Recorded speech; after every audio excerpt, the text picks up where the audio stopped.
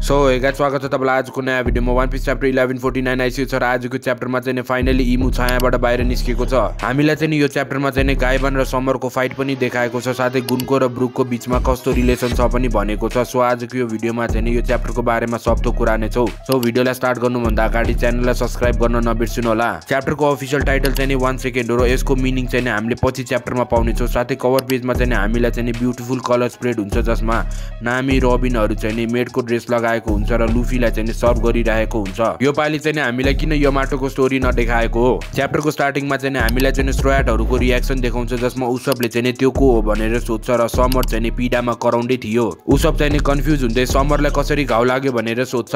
गाइबानले चाहिँ उल्टै नै आफैलाई आई एम रस्टी भन्छ।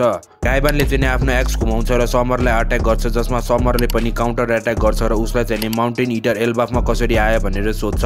समरले चाहिँ थोन रस नामको अट्याक गर्छ जसमा उसले चाहिँ यो अट्याक युज गरेकोले यहाँ पाइला टेक्नको लागि पनि ठाउँ छैन भनेर भन्छ। गाइबान चाहिँ हाँस्दै पुरानो समयको कुरा नगर भन्छ र उसबले चाहिँ के त्यो मान्छे चाहिँ क्यासलको मान्छे हो भनेर सोध्छ। रबिनले चाहिँ हो ऊ चाहिँ कोलोनको फादर हो र उसले चाहिँ लुफी र जोरोलाई चाहिँ यतिकै हराइदिएको थियो भन्छ। मैले सुनेको थिएँ उसको नाम चाहिँ स्कोपर गाइबान हो र ऊ चाहिँ रजरको लेफ्ट ह्यान्ड हो र यति बलियो मान्छे चाहिँ एल्बाफमा के गरिरहेछ भनेर सोध्छ।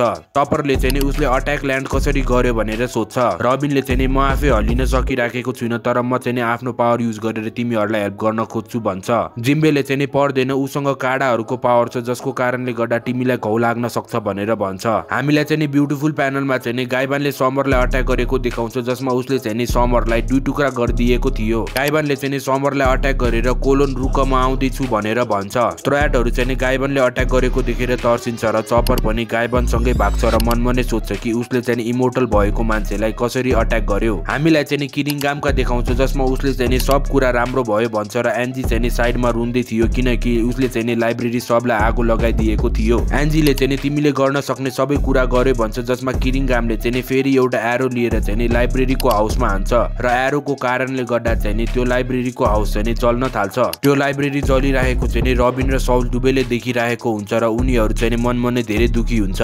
सौलले चाहिँ यो तिम्रो गल्ती हो चिफ जारोल भन्छ र सौलले चाहिँ रुन्दै हाम्रो पुर्खाले भनेको सबै कुरा हिस्ट्रीहरू सबै गयो भनेर रुन थाल्छ। किरिङगामले चाहिँ इग्निसन कम्प्लिट भयो र बच्चाहरूलाई छोड्दियो भनेर चाहिँ गुन्कोलाई भन्छ।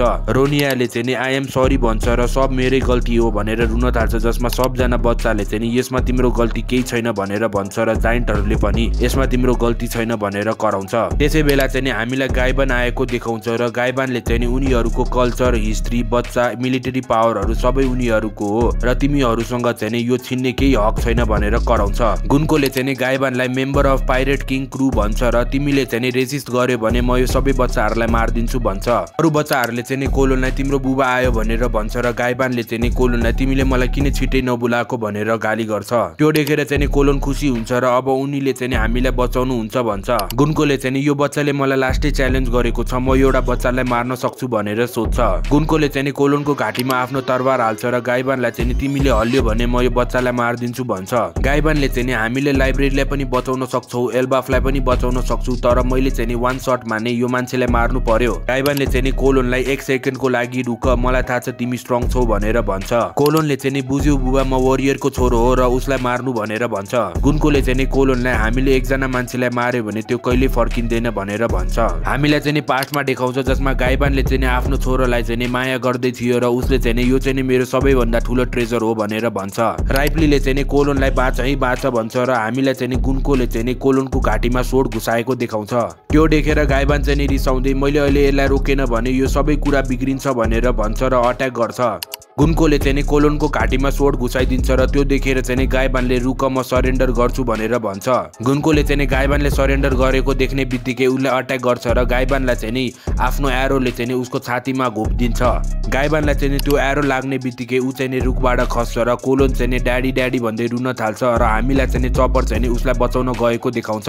गाइबानले चाहिँ मलाई माफ गरिदियो भनेर भन्छ र कोलोन चाहिँ रुन्दै तपाईलाई घाउ लागेको छ भन्छ। कोलोन चाहिँ ड्याडी भन्दै रुन थाल्छ र गुन्कोले चाहिँ ड्याडी ड्याडी फादर के हो भनेर भन्छ। गुन्कोले चाहिँ यो मेमोरिजहरू के हो भनेर भन्छ र हामीलाई चाहिँ एउटा इमेज देखाउँछ जसमा ब्रुकले चाहिँ एउटा सानो बच्चाको हात समाटेको हुन्छ। ब्रुकले चाहिँ मेरो सपना पाइरेट हुने हो भन्छ।